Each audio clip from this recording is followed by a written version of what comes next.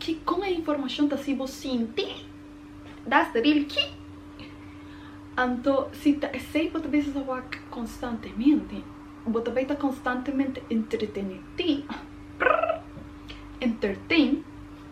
dor de informação que ao final do dia também influencia como você vai sentir de você. Então como você vai começar a pensar, você vai pedir celebrity gossip, não que não está based on stories que a gente aqui tá cria.